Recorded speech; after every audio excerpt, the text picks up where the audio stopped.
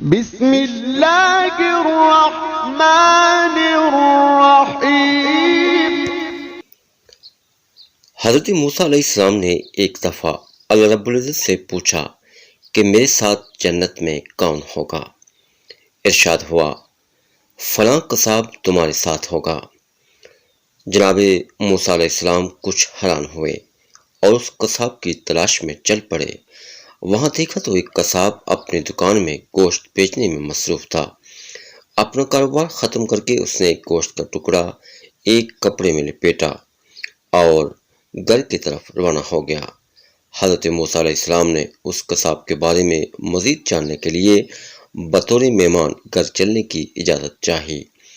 گھر پہنچ کر قصاب نے گوشت پکایا، پھر روٹی پکا کر اس کے ٹکڑے شوربے میں نرم کیے اور دوسرے کمرے میں چلا گیا جہاں ایک انتہائی کمزور بڑھیا پلنگ پر لیٹی ہوئی تھی۔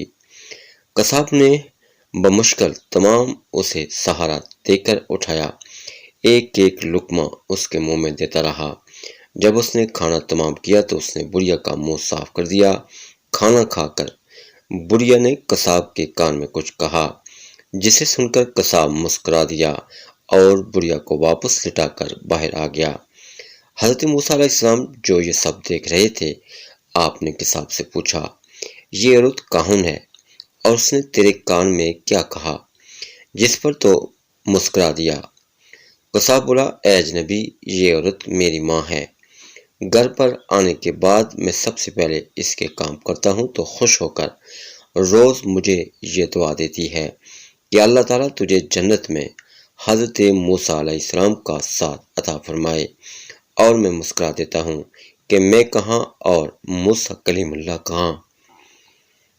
پھر حضرت موسیٰ علیہ السلام نے قصاب کو بشارت دی کہ اللہ تعالیٰ نے تیری ماں کی دعا قبول کر لی ہے اور میں ہی موسیٰ ہوں۔ اللہ تعالیٰ سے دعا ہے کہ وہ اپنے حبیب کے صدقے ہمیں اپنے والدین کی خدمت کرنے کی توفیق عطا فرمائے۔ آمین بجاہ سید المرسلین۔